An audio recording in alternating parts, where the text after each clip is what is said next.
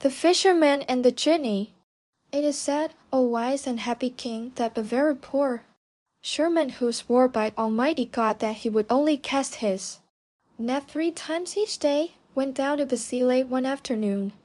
As usual, waited until he saw the moon shining above him, and then threw his net very carefully into the water. He sat there for a time, and then, when he put on his net and felt that it had grown heavy, he sang to himself, "Glide over to me, my magnificent sage, and slither into my waiting net, so that someone asleep on his soft silken bed will awaken and buy you with his silver bread." He opened his net, and there, to his horror, found a dead donkey. "A donkey?" he cried out. "My wretched luck! You send me a donkey when you know that my family and I are starved out of our brains." He managed to free it from his net with one hand while pinching his nose with the other to block out the horrible smell. He cast his net carefully into the sea again, waited for it to sink, tugged on it, and to his amazement felt that the net was even heavier than the first time. It was so heavy he had to climb back onto the shore, drive a stake into the ground, and tie the rope of the net. The stake, then he hauled with all his might until he managed to pull the net up out of the sea.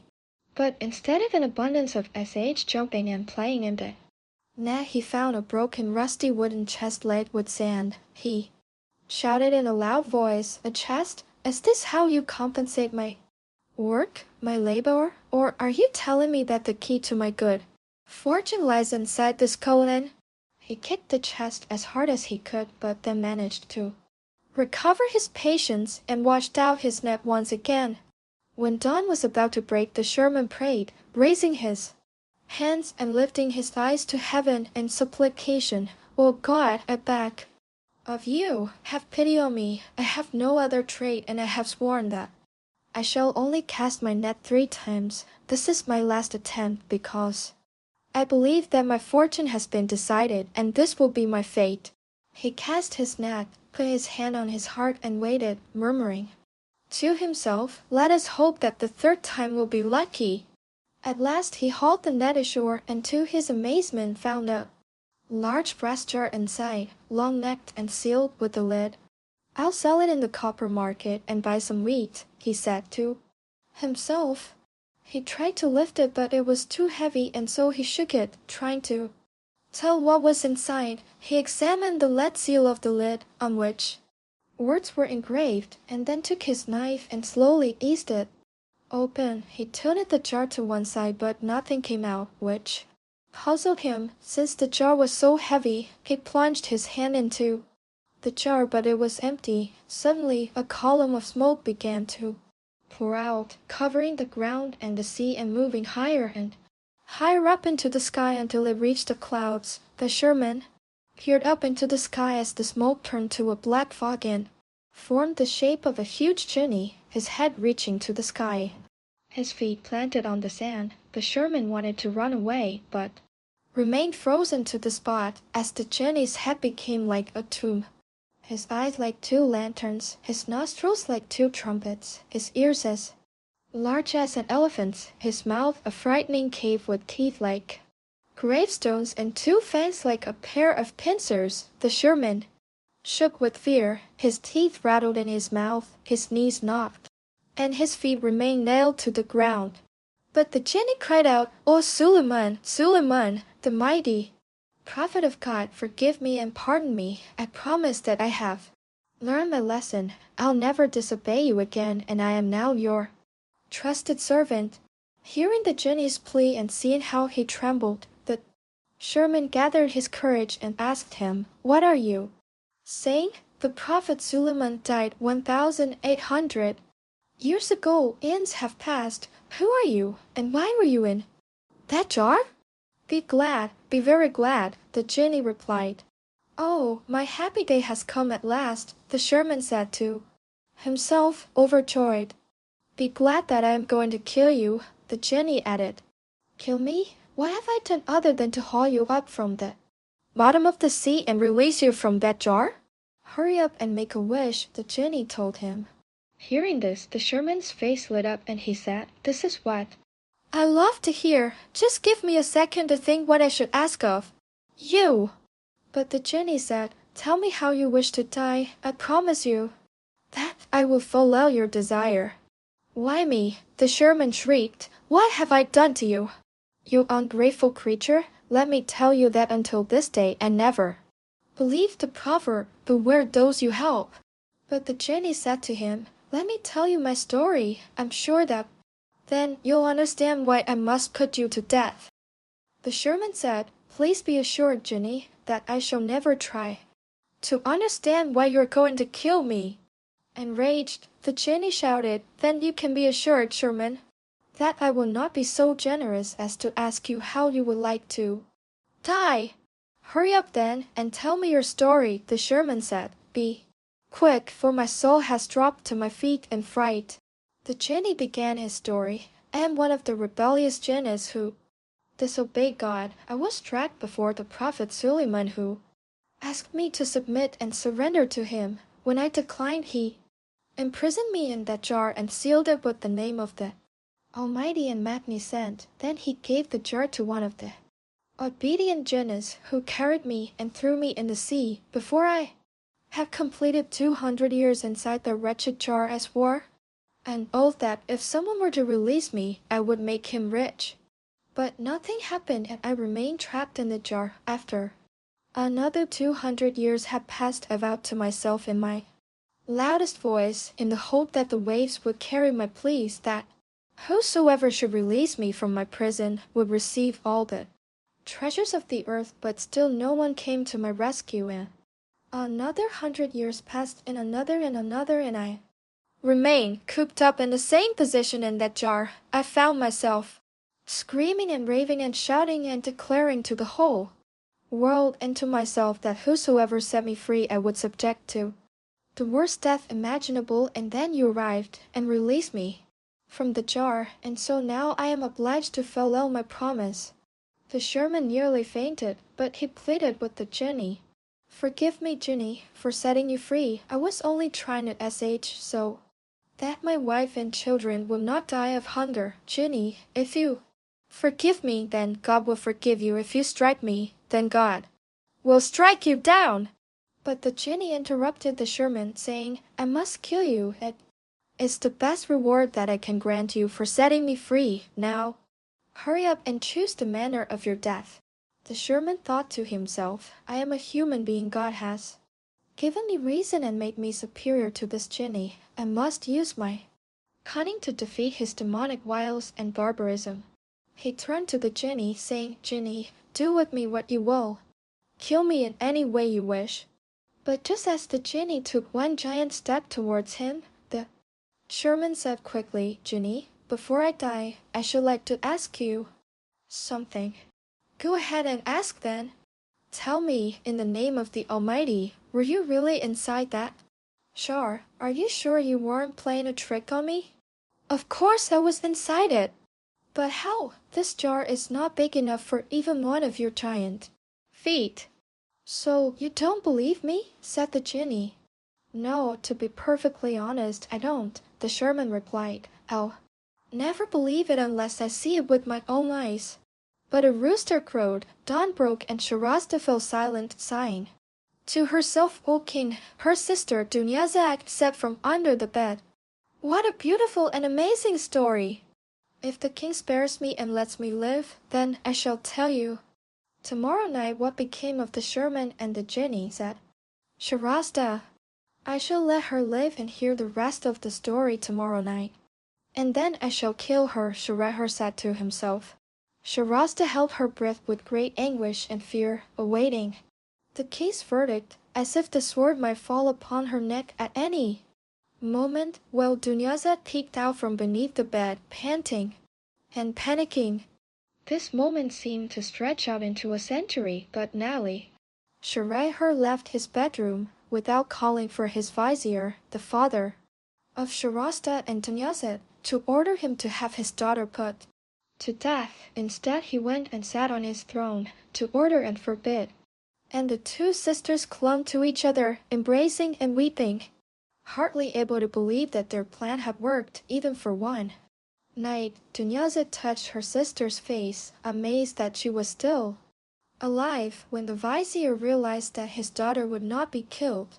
That day he shouted for joy and kissed the ground.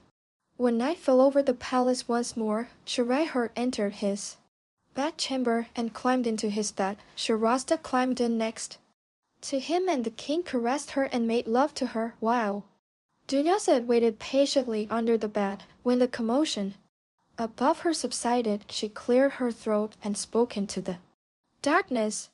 Sister, if you're not asleep, can you tell us what became of the Fisherman and the Jinni? If the king wishes to hear it, was Shahrazad's reply. Go ahead, said the king. And Shahrazad answered with the greatest pleasure. I heard, O happy king, that the Fisherman answered, I will never believe that you were inside that jar until I see it with my own two eyes. So the Jinni shook himself until he once again became smoke, which rose into the air and stretched out over the sea and the ground. Then it gathered itself and entered the jar little by little, and when the last drifts of smoke disappeared within, the Jinni called out, Do you believe me now, you stubborn Fisherman? Quick as the ash, the Fisherman clamped the lead seal over the mouth of the jar and shouted, Now, you wretched Jinni, how do you wish to die? Realizing that the Fisherman had tricked him, the Jinni struggled to get out. When he found that he was trapped, he called, But Fisherman, I was joking when I told you that I wanted to kill you. You're lying, said the Fisherman, and he began to roll the jar towards the water's edge. Stop, Fisherman, stop! What are you going to do with me? I am going to throw you deep into the sea and build a hut right here on this spot, lest another Fisherman comes along and hauls you out. I want you to remain imprisoned in the darkness of the jar for ever, until doomsday. The Jinni was silent for a moment, and then he spoke in the softest of voices. I beg you, Fisherman, not to do that. Didn't I myself plead with you again and again, telling you to spare me so that God would spare you, or destroy me and be destroyed yourself? But you refused. Release me, the Jinni begged him, and I promise that I shall leave you in peace. Listen, Jinni, I loved my life, and it was enough to have nearly lost it this right time I saved you. Open the jar, and I promise to reward you beyond your wildest dreams. I don't believe your promises. They're all lies, because your situation and mine is like that of King Yan'an and the sage Jaban, said the Fisherman. What is that story? And so the Fisherman began. There was once a king called Yan'an who suffered from leprosy, which no one could cure until a sage rid him of the disease, without giving him one drop of medicine or applying a single trace of ointment. The king rewarded the sage who had made his skin healthy and pure once more. He showered him with gifts and money, and presented him with a special robe studded with precious gems, of the kind worn only by the king's vizier. When he discovered this, the vizier feared the king would prefer the sage and appoint him as his counselor and confidant. So the jealous vizier advised the king to beware the sage, saying, He might cause you such great harm that it leads to your death. The king was sure that his vizier was jealous, and he reminded him that the sage had cured his terrible leprosy. But the vizier said, Indeed, your majesty, the way he cured you was exactly what raised my suspicions. I was horrid when he cured you by magic. He didn't even touch you. It came to me that we couldn't trust this man not to harm the king in this strange way. The king was convinced, and he summoned the sage and said to him, I wish to save myself from your grasp, and so I have decided to have you put to death. The sage was astonished. But what have I done, your majesty? Other than doing a good deed and curing you, I don't understand why you would reward me by cutting off my head. You have indeed cured my illness, sage, with nothing but magic. You might just as easily kill me with magic. Spare me, your majesty, and God shall spare you. Destroy me, and God shall destroy you, the sage pleaded. The Fisherman stopped the story, saying, Jinni, you have heard how the sage Jaban pleaded with King Yan'an. Do you remember How I pleaded with you to spare me? Yes, I remember, Sherman. Go on with your story, I can't bear being back in here. And so the Sherman continued his story. When the sage realized his end had come, he said to the king, "Let me go to my house before you kill me, so that I may prepare my burial. I should like also to present you with my most precious book, so that you may keep it safe with your great treasures. For this book is the secret of secrets. It is unique, it is miraculous, for if you strike my head and then open the book at page 6 and read 3 lines from the left, my head will speak to you. Yes, it will answer all of your questions." The king was amazed. Wonder of wonders, go home and fetch the book at once. The sage came before the king bearing an old book and pleaded for his life one last time. "For God's sake, your majesty, spare me. And God shall spare you, destroy me, and God shall destroy you." "Spare you," answered the excited king, "but I cannot wait to hear your head talk." Then the king ordered the executioner to cut off the head of the sage. The severed head opened its eyes and asked the king to open the book. The king did as he was told, but the pages of the book were stuck together, and so he moistened his jar with his tongue, opened the first page, then wetted his jar again and again until he had reached page 6. When he saw that no words appeared upon the page, the king said, "Sage, I see nothing written on page 6. The head answered, "Open more pages." The king turned page after page, wetting his jar with his tongue each time, until he began to feel dizzy and swayed as he heard the head saying, "This is your end, you brutal, unjust, oppressive king." And the king knew that he had been poisoned by the book as he fell from his throne dead. "Jinni," the Sherman called to the jar, "do you see that if the king had allowed the sage to live, then he too would have lived? As for you, if you had answered my pleas and stopped insisting upon killing me, then I would have spared your life. Now I seek revenge, and I shall hurl you to the bottom of the sea." The Jinni cried out, "I know that I was unjust and cruel, but forgive me, for forgiveness is a trait of the noblest man on this earth. Revenge should never be the solution, for it leads to injustice. Remember the proverb, be kind to him who wrongs you. I beg you, my friend, do not do what Imama did to a taika." The Sherman was curious. "Tell me this story of Imama and taika." "Not now," said the Jinni. "I can barely breathe in this accursed jar. Fisherman, I swear that if you will set me free, I will leave you in peace, but only after I have made you rich, rich beyond your wildest dreams." "You sound as though you've learned compassion," the Sherman replied. "But do you swear by the Almighty that if I let you out you will not kill me?" "I swear by the Almighty's name that I shall not harm you, and I shall leave you alone."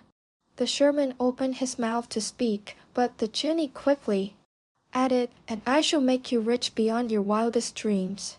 Hearing those last words, the Sherman broke open the seal, hesitated, and then put it in his pocket. The smoke poured from the jar and began to rise until it covered the sea and the sky. It gathered into a fog, and then the Jinni once again formed. Realizing that he was again free, the Jinni gave the jar a powerful kick that sent it flying far out into the sea. Seeing this, the Sherman trembled and pissed himself, mumbling, "This is a bad omen." He called out, "Jinni, you promised me, even swore an oath in the Almighty's name not to betray me. Don't forget what the sage told King Yan'an. Spare me, and God shall spare you."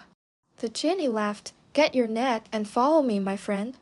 They walked together and climbed the mountain, the Sherman all the while marveling at the difference in size between him and the Jinni, and amused to now be walking alongside this vast creature, which had been locked in a jar. They went down into a valley and stopped by a lake, which the Sherman had never seen before.